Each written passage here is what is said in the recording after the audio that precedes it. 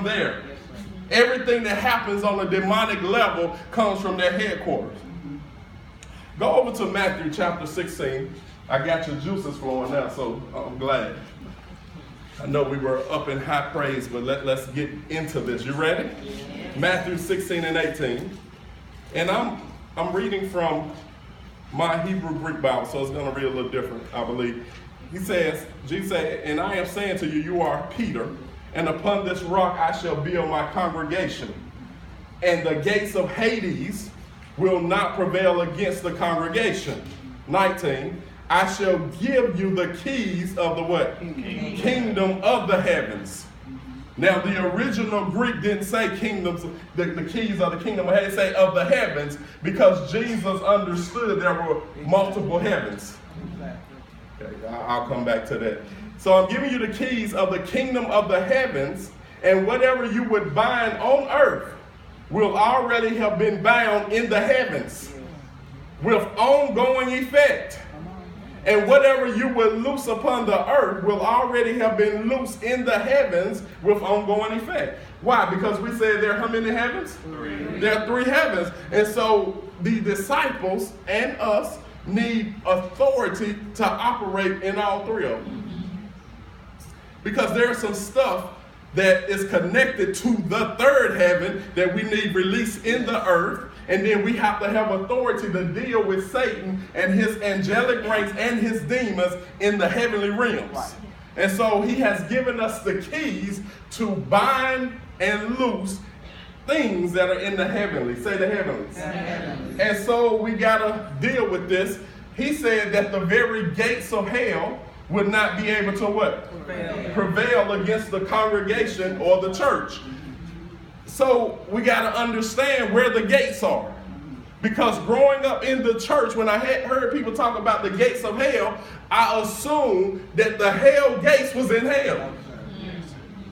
How many saw this vivid picture of this dark place with this big squeaky gate opening and closing and fire behind the gate? That's what I grew up believing, but the gates of hell are not in hell. The gates of hell are in the heavenlies because that's where Satan's headquarters is. And so in order for things to happen in the dark kingdom, you have to storm the gates. Yes. And so when we used to hear people teaching about storming the gates of hell, or we're going in the enemy's camp to take back where he took from us, where did we think the enemy camp was? We saw pictures of us going to hell. No, your stuff not in hell. It's in the heavenlies. It's at the gates. Because the gates of hell is in the spirit realm above the earth. That's where Satan's headquarters is. Are y'all with me? It wouldn't make sense for there to be literal gates on hell and Satan is not there. Yep. Satan is not in hell. His demons are not in hell. And his angelic race are not in hell. Right. So why would there be a need to have gates on hell if Satan is in the atmosphere? He's in the heavenlies. Okay, we're gonna clear it up. Go over to Daniel chapter 10, verse 11. Daniel chapter 10, verse 11. Some of you still trying to figure that out. Because we've been taught wrong. We've been taught that the gates of hell are in hell, in the lower part of the earth. And then I've heard preachers say they don't know where hell is. They say they really can't say. But I believe if you study your Bible, you'll find out that Sheol, Hades, is in the lower part of the earth, in the center of the earth. Because there was some excavators in Russia, Syria, I believe, over there in that part of the world that were digging down to study the plates under the earth and the shifting of the plates. And while they were digging, when they got so far, they began to hear screams. And they began to hear these sounds that scared them so bad that they abandoned their research, but they recorded. It's on YouTube. You can hear the screams. So they were somewhere over hell. And the screams were so loud that they actually recorded it. And so hell is in the lower part of the earth, beneath the earth, and it's in the center of the earth. And it's real. Say it's real. It's real. That's where hell is, the place where the wicked go. But when we're talking about the gates of hell, we're not talking about the hell where the wicked go. We're talking about hell that is in the atmosphere that Satan occupies and he conducts business. Okay, are you breathing? Okay, you're in Daniel 10, verse 11.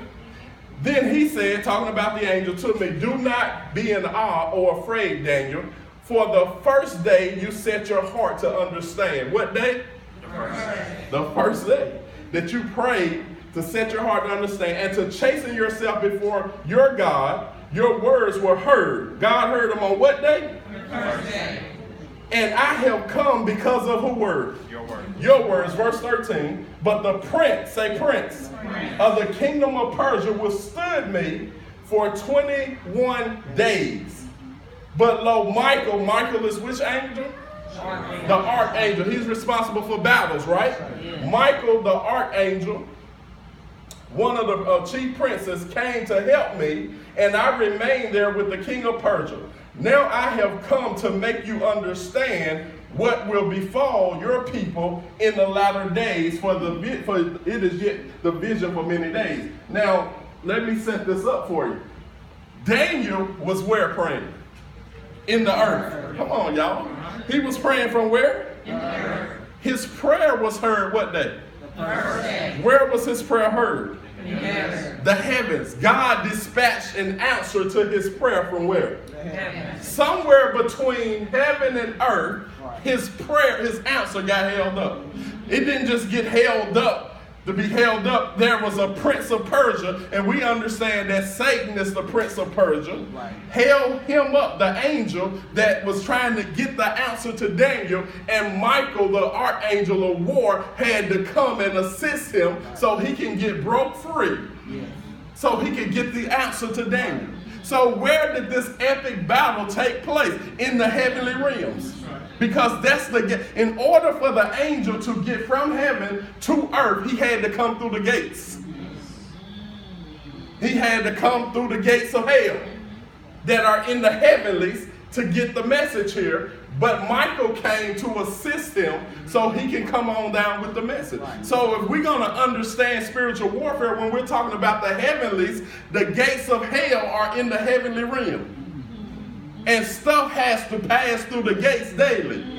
Oh God, y'all, things have to pass through the gates in order for there to be manifestation. Things here have to get there. Things there have to get here. But it's all in the transitioning. It has to come through the gates. And if we don't understand where our warfare is, we'll just be sitting out here like, I wonder what's going on. You never engage on that level. That's it. That's it. See, we have been taught to fight every battle from the earth perspective. We never understood that there are air strikes that need to take place. See, any good military understand that you fight by land, you fight by air, and you fight by sea. All right.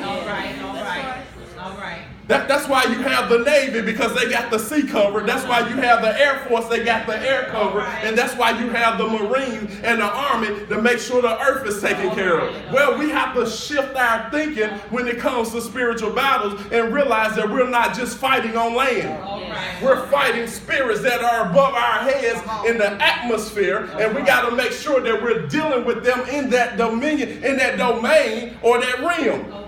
Or we'll just be sitting here, why this haven't manifest? Because you didn't go up in the realm of the spirit and deal with those spirits that are in the heavenlies, in the atmospheric area.